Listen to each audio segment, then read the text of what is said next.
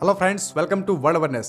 तो एक बार से फिर तेजस एयरक्राफ्ट कोरिया के FA-15 एयरक्राफ्ट से हार चुका है और ये दूसरी बार है जब कोरिया का ये FA-15 फाइटर एयरक्राफ्ट तेजस को हरा के किसी टेंडर को जीता है। और ये सब हुआ है इजिप्ट में। इजिप्ट की एयरफोर्स के द्वारा एक टेंडर को निकाला गया था जिसमें वो 100 एयरक्राफ्ट को परचेस करना चाहते थे और इन 100 एयरक्राफ्ट में से 30 एयरक्राफ्ट को बना के फ्लाईवे कंडीशन में डिलीवर करना था और बाकी के 70 एयरक्राफ्ट को ट्रांसफर ऑफ टेक्नोलॉजी के तहत इजिप्ट में ही मैन्युफैक्चर करना था।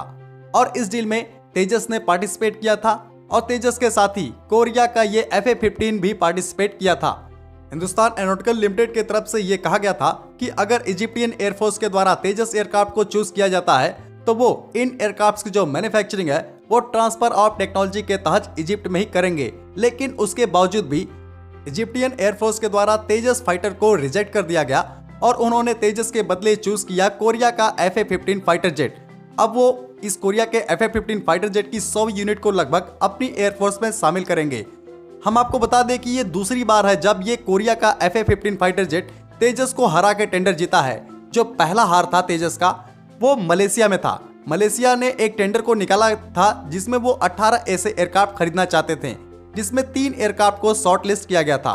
पहला एयरक्राफ्ट था ये FA-15, दूसरा था हमारा LCA तेजस और तीसरा था चाइना और पाकिस्तान का JF-17। लेकिन उसमें भी ये FA-15 जीत गया था, बाकी के दोनों एयरक्राफ्ट हार गए थे। तो आखिर ऐसी क्या प्रॉब्लम है कि हमारा तेजस इस एयरक्राफ्ट से बार बार हार जा रहा है, जबकि जो तेजस है वो हर मामलों में इस FA-15 फाइटर जेट से अच्छा है, चाहे वो एवियोनिक्स हो या फिर इलेक्ट्रॉनिक इक्विपमेंट्स हो या फिर इसका डिजाइन हो या फिर वेपन पैकेज हो। हर मामलों में ये तेजस FA-15 से बेहतरीन एयरक्राफ्ट है। तो आखिर ऐसी क्या प्रॉब्लम है कि ये जो तेजस है वो बार बार हार जा रहा है? तो मेरे हिसाब से ऐसे 2 रीजन हैं जिसकी वजह से उन्होंने तेजस को नहीं बल्कि इस FA-15 एयरक्राफ्ट को चूज किया है। तो वो दोनों रीजन को हम डिस्कस करते हैं। जो पहला रीजन है वो है इस तेजस एयरक्राफ्ट का प्राइस।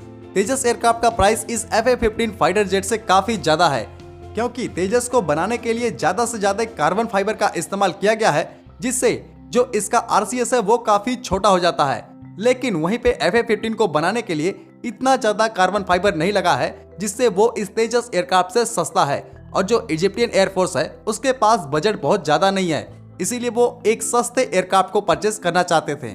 अगर हम दूसरे रीजन की बात करें तो वो हो सकता है इन एयरक्राफ्ट में इस्तेमाल किए जाने वाले एडवांस इक्विपमेंट्स और वेपन सिस्टम, क्योंकि जो तेजस एयरक्राफ्ट है उसमें इस्तेमाल किया जाता है Israeli radar, Israeli air to air missiles और रशियन मिसाइल, और इसके साथ साथ इंडियन ओरिजिन के भी मिसाइल इस्तेमाल की जाती हैं। जबकि जो FA-15 है उसमें सिर्फ कोरियन और अमेरिकन इक्विपमेंट्स, रडार्स और वेपन सिस्टम लगे हुए हैं, यानी उसमें जो मिसाइल्स इस्तेमाल की गई हैं वो ज्यादातर अमेरिकन हैं।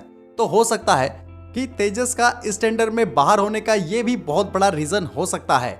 लेकिन क्या ये इंडिया के लिए अच्छी खबर है? बिल्कुल भी नहीं। ये इंडिया के लिए बहुत बुरी खबर है, क्योंकि ये जो तेजस एयरक्राफ्ट है इसे अगर हम एक्सपोर्ट नहीं करेंगे तो इंडिया का जो एक्सपोर्ट है, डिफेंस एक्सपोर्ट, वो कैसे बढ़ेगा? और उसके अलावा इस तेजस एयरक्राफ्ट का 2 देशों की टेंडर से बाहर होना भविष्य के लिए भी काफी ज्यादा खतरनाक है, क्योंकि अगर आगे चल के कोई और देश ऐसे एयरक्राफ्ट को परचेस करना चाहेगा तो वो तेजस को छोड़ के FA-15 की तरफ जा सकता है, क्योंकि वो देखेगा कि पहले भी ये FA-15 फाइटर जेट तेजस को हरा के कोई टेंडर जीत चुका है। इसलिए तेजस के लिए और ये हमारे देश के लिए काफी ज्यादा बुरी खबर है।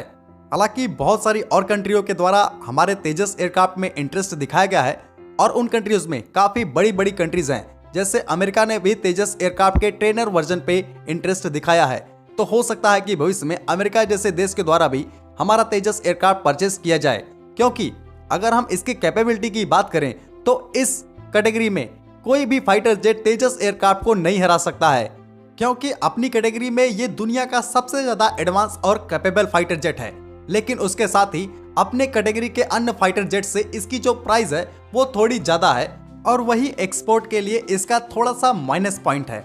लेकिन उसके बावजूद भी भविष्य में हो सकता है कि कई सारी कंट्रीज इस फाइटर को परचेस करें। तो आज की वीडियो को हम यही खत्म करते हैं। जय हिंद।